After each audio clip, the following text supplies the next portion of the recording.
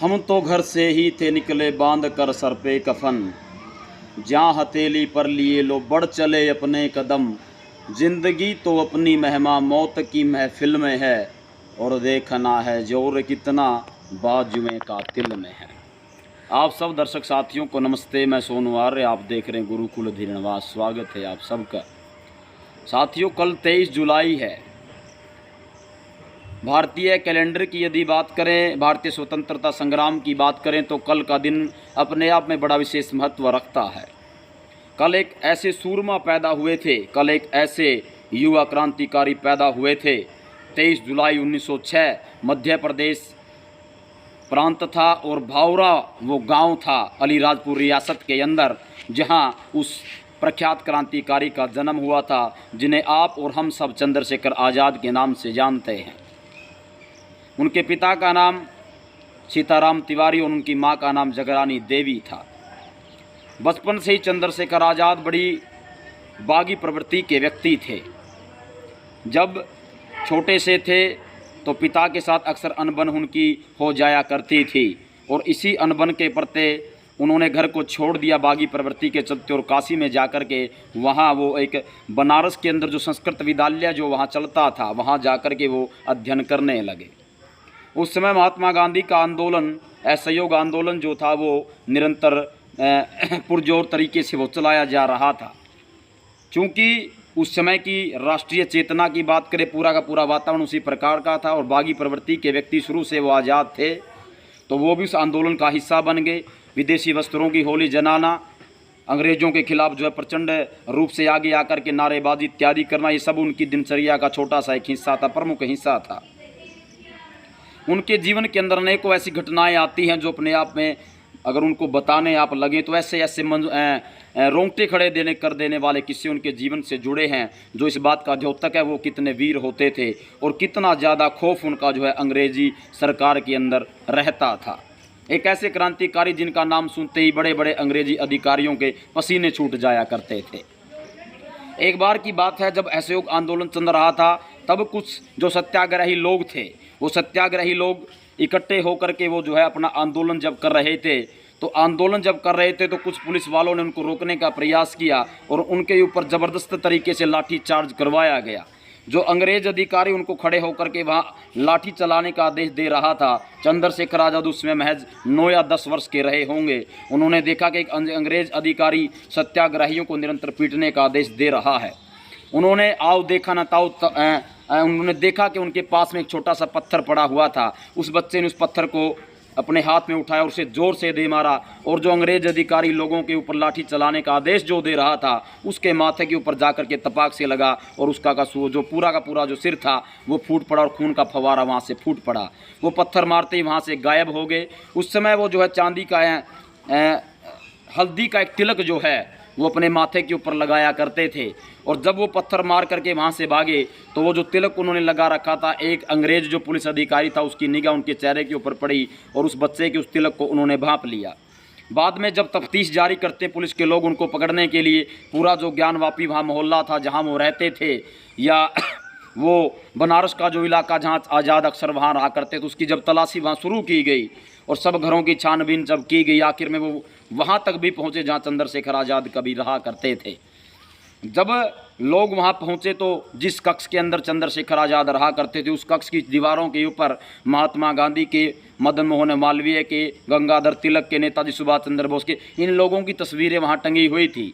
इनको देख करके और उस जो तिलक उन्होंने माथे के ऊपर जो लगा रखा था, उस तिलक को देख करके उस अंग्रेज अधिकारी ने ये भांप लिया कि ये वही व्यक्ति है, वही ये बच्चा जिसने उस अंग्रेज अधिकारी को पत्थर मारा था। उनको पकड़ करके जेल के शिक्षों के अंदर रखा जाता है और उन्हें जो है 15 कोड़े मारने की भयंकर सज़ा सुनाई जाती है। पूरी भीड़ के सामने उन्हें एक टकटकी के ऊपर बांध दिया जाता और एक के बाद एक जो बेरहम जो जेलर था वो एक के बाद एक बड़े भयंकर कोड़े 15 कोड़े उनकी पीठ के ऊपर बरसाता है।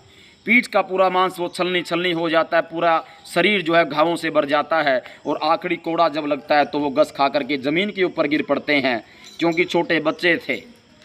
भारत माँ की जय के नारे लगाते, महात्मा गांधी की जय के नारे लगाते, वंदे मातरम का नारा लगाते हैं। और उस दिन चंद्रशेखर, उस समय उनका नाम सिर्फ चंद्रशेखर था, उस दिन वो बच्चा ये संकल्प लेता कि मैं जब तक जीवित रहूँगा कोई भी अंग्रेज अधिकारी या अंग्रेज़ों का कोई भी सैनिक मेरे जिस्म को छू नहीं पाएगा। और उस दिन के बाद उनका नाम चंद्रशेखर आज़ाद पड़ा।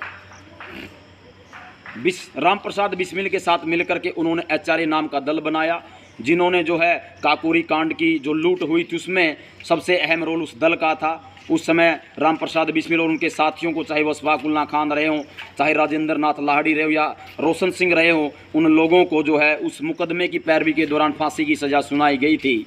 और पूरा जो दल था उस समय वो छिन्न भिन्न हो गया। उस दल के छिन्न भिन्न होने के बाद उस दल की दोबारा से कमान चंद्रशेखर आज़ाद ने संभाली और भगत सिंह और सुखदेव इत्यादि साथियों के साथ मिलकर के उस दल को दोबारा से खड़ा किया और HSRA Hindustan socialist Republican army नाम का दल दोबारा बनाया और पूरे देश के अंदर क्रांतिकारी गतिविधियों को दोबारा से खड़ा करने में बहुत बड़ा काम उन्होंने किया।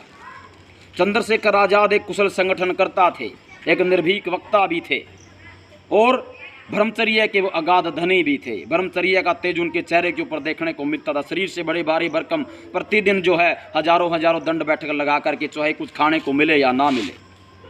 स्वतंत्रता का वो निर्भीक पुजारी था। और उन्हीं लोगों ने जब लाला लाजपत राय की सैंडर्स ने लाठीचार्ज का जब आदेश दिया था और उसी लाठीचार्ज के दौरान लाला लाजपत राय को बड़ी भीषण चोटें आई थी और 17 दिसंबर को लाला लाजपत राय जी का देह अवसान हो गया। तब HSRA के जो क्रांतिकारी थे उन लोगों ने मिलकर के निर्णय लिया था कि सैंडर्स को बड़े से बड़ा मजा चखाया जाएगा। अंग्रेज अधिकारियों ने एक भारतीय नेता की जो बेरहमी से हत्या की है इसका बदला लिया जाएगा। जब चंद्रशेखर आज़ाद, भगत सिंह, राजगुरु सुखदेव, भगवती चरण वोरा इन साथियों के साथ मिलकर के दिन दहाड़े जो है ठीक पुलिस चौकी के सामने सैंडर्स की हत्या कर दी गई थी।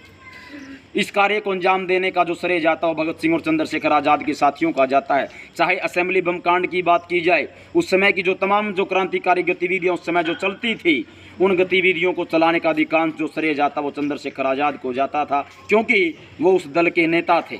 सब लोगों को सैनिक प्रशिक्षण देना, धन के लिए हथियार इत्यादि जुटाना, ये मुख्य काम उनका होता था और उनको दल खड़ा करने का, संगठन को चलाने का बहुत व्यापक अनुभव भी उनके पास था। जब शहीद आजम भगत सिंह जी, राजगुरु सुखदेव को फांसी की सज़ा सुनाई गई तो उन्होंने पुरजोर प्रयास किया कि किसी तरह अपने साथियों को जेल की सिकचों से बाहर निकाला जाए। कुछ साथियों को वो रूस भी भेजना चाहते थे ताकि बाहर से कुछ सहायता अर्जित करके देश की स्वतंत्रता के आंदोलन को पुरजोर तरीके से दोबारा खड़ा किया जा सके। लोगों से सहायता मांग रहे थे और इसी कड़ी में 27 फरवरी 1931 का वो दिन भी आता है जब अपने एक साथी के साथ, जिनका नाम सुखदेव राज था, अपने उस साथी के साथ वो अल्फ्रेड पार्क में जब बैठे हुए थे, वर्तमान में उसका नाम आज़ाद पार्क है, तभी उन्हीं दल के किसी साथी ने, जो उसी संगठन का साथी था, शायद उसका नाम वीरभद्र तिवारी था, हालांकि इस बात के पुरजोर साक्ष्य अभी मिल नहीं पाए हैं, परंतु ये बात तय थी कि किसी उन्हीं के साथी ने पुलिस को इत्तला दी थी कि चंद्रशेखर आज़ाद वहाँ अपने साथी के साथ फलानी जगह बैठे हुए हैं। पुलिस ने तुरंत रेड डाली और अल्फ्रेड पार्क जो था उसको चारों तरफ से अंग्रेज अधिकारियों ने घेर लिया। नाट बाबर जो है इस पूरे दल की अगुवाई वो कर रहे थे और चंद्रशेखर आज़ाद जब अपने एक साथी के साथ, जिनका नाम सुखदेव राज था, वो एक इमली के पेड़ के नीचे वहाँ बैठे हुए थे और आपस में चर्चा परिचर्चा कर रहे थे, किसी न किसी तरह जो शहीद आजम भगत सिंह जी हैं उन साथियों को जेल से छुड़ाना होगा। सुखदेव राज और उनके कुछ साथियों को वो रूस भेजने की तैयारी में उस समय थे। जो ही वार्तालाप परस्पर जारी था तभी एक गोली सनसनाती हुई वहाँ से निकलती है और उनके दाई जंगा में आकर के लग जाती है। दाई जांग जो है पूरी तरह जो है खून से सरोबार हो जाती है और उनकी जांग की एक हड्डी भी टूट जाती है। वो इससे पहले संभल पाते, अगली ही गोली दोबारा आती है और फेफड़े में धंस जाती है। आज़ादी का वो शेर पूरी तरह घायल था, 2-2 गोलियां लग चुकी थी, चारों तरफ से अंधाधुंध गोलियां वहां बरसाई जा रही थी। अपने साथी को कहते हैं कि सावधान, चारों तरफ से गोलियां बरसाई जा रही हैं। अपने साथी को जो इशारा करते हैं कि पेड़ के पीछे जा कर के छिप जाओ, और किसी तरह खुद भी घसीट करके पेड़ के पीछे जा कर के छिप जाते हैं। परंतु वो जो अंग्रेजी कुत्ते थे, जो पूरी तरह से उनकी जान के हत्यारे थे, उनकी जान के प्यासे थे, चारों तरफ से ताबड़तोड़ गोलियां उनके ऊपर बरसाई जा रही थी। अपने साथी को वहां से भाग निकलने का आदेश देते हैं और कहते हैं, मैं आखिरी सांस तक इन लोगों का सामना करूंगा, तुम्हें जाना होगा और किसी तरह से सुखदेव, राजगुरु और हमारे साथी भगत सिंह की फांसी को रुकवाना होगा। सुखदेव राज वहां से चला जाता है। उनके पास, चंद्रशेखर आज़ाद के पास में 2 मैगजीन्स थी जो हमेशा अपने पास वो रखा करते थे। लगभग 24 गोलियां उनके पास उस समय थी। एक के बाद एक गोली को लोड करते रहे और जो अंग्रेज अधिकारी वहां थे, 2 अंग्रेज अधिकारियों को, एक जो नाट बाबर था जो निरंतर वहां जो है गालियां उनको दे रहा था, उन्होंने कहा अच्छा तो ले अब तुझे भी मजा चखाता हूं। उनका निशाना इतना पक्का होता था, वो कभी जो मिस नहीं होता था। नाट बाबर को वो गोली लगी और उनका जबड़ा टूट गया और पूरी जिंदगी वो व्यक्ति जो है टूटे जबड़े को लेकर के जिया। इसी तरह से जो एक व्यक्ति और था जो पूरे दल का नेतृत्व वहां कर रहा था, उसके हाथ की कलाई टूटी और कई अंग्रेज जो पुलिस के जो अधिकारी थे जो उनके ऊपर गोलियां चला रहे थे, उन लोगों को घायल उन्होंने किया। पूरे 45 मिनट तक निरंतर चंद्रशेखर आज़ाद और जो पुलिस वाले थे उनके मध्य मुठभेड़ जारी रही और आखिरकार जब उनकी सारी मैगजीन्स की गोलियां समाप्त हो गई तो एक गोली उन्होंने अपने लिए विशेष तौर पर बचा रखी थी, क्योंकि उनका प्रण था कि वो जब तक जीवित रहेंगे कोई अंग्रेज अधिकारी उनको छू नहीं पाएगा। वो अंतिम गोली उन्होंने उस पिस्टल के अंदर लोड की, अपनी कनपटी के ऊपर रखी और दाएं से गोली को चला दिया। और इस प्रकार साथियों, स्वतंत्रता का वो महान पुजारी, वो महान भारतीय क्रांतिकारी, वो भारत माता को महान सपूत सदैव सदैव के लिए गहरी नींद सो गया। ये हमारा दुर्भाग्य है, ऐसे ऐसे वीर क्रांतिकारियों के विषय में हम जानते नहीं। हमारी युवा पीढ़ी आजकल के 2 कौड़ी के नेताओं को या 2 कौड़ी के फिल्म स्टारों को अपना आदर्श मानती है, परंतु उन लोगों के विषय में हमारी युवा पीढ़ी कुछ नहीं जानती जो लोग अपना सर्वस्व इस राष्ट्र के लिए आहूत करके चले गए। ऐसे में हम सबका नैतिक दायित्व तो बनता है कि उन लोगों को आम पीढ़ी तक, आम जनमानस तक पहुँचाए, ताकि उनके चरित्रों से हमारी युवा पीढ़ी वो प्रेरणा ले और राष्ट्रहित में वो सब लोग काम करें। कल उनका जन्म दिवस है। हम सब अपनी ओर से उन्हें कृतज्ञ श्रद्धांजलि अर्पित करते हैं। हमें गर्व है भारतीय होने के ऊपर और इस राष्ट्र को भी गर्व है, इस भारत माँ को भी सदैव गर्व रहेगा ऐसे सपूतों के ऊपर। और ऐसे ही सपूतों के कारण भारत मन्ना जो भारत माँ है वो शेरों की जननी कहलाती है। और उनके जो आखिरी शब्द थे वो आखिरी शब्द भी आप तक पहुँचा देते हैं। आखिरी जो समय था जब अंग्रेजों के साथ उनकी मुठभेड़ निरंतर चल रही थी, उस समय उन्होंने ये कहा था कि दूर खड़ा है क्यों दुश्मन गर तुझ में दम सही, दूर खड़ा है क्यों दुश्मन गर तुझ में दम सही, और आप फैसला कर लेते हैं आज तू नहीं या हम नहीं। और जो सीने पर गोली खाने को आगे बढ़ जाते थे, भारत माता की जय कहकर फांसी पर चढ़ जाते थे, और जिन बेटों ने धरती माता पर कुर्बानी दे डाली, आज़ादी के हवन कुंड में अग्नि चेतन कर डाली, जो धरती में मस्तक बोकर चले गए और दाग गुलामी वाला धोकर चले गए। मैं उनकी पूजा की खातिर जीवन भर गा सकता हूँ और मैं पीड़ा की चीखों में संगीत नहीं ला सकता हूँ। उम्मीद करते हैं चंद्रशेखर आज़ाद का इस जीवन वृत्तांत जो बेहद छोटा सा है, यदि उनके विषय में बोला जाए, उनके विषय में लिखा जाए तो बड़े बड़े ग्रंथों की रचना की जा सकती है। परंतु हमारी छोटी सी प्रस्तुति इस गुरुकुल धीनवास परिवार की ओर से उन्हें कृतज्ञ श्रद्धांजलि अर्पित हम करते हैं और परमात्मा से प्रार्थना करते हैं ऐसे वीरों को निरंतर इस धरती के ऊपर वो जन्म दे ताकि ये राष्ट्र सुरक्षित रहे। आओ हम सब भी संकल्प लेते हैं कि उन्हीं की भांति वीर बनेंगे, धीर बनेंगे और राष्ट्रहित में सदैव काम करते रहेंगे। वीडियो को ज़्यादा से ज़्यादा शेयर जरूर करें ताकि ज़्यादा से ज़्यादा लोग चंद्रशेखर आज़ाद के जीवन के विषय में जान सके। आप सबको नमस्ते, सबको बहुत बहुत धन्यवाद। जय माँ भारती।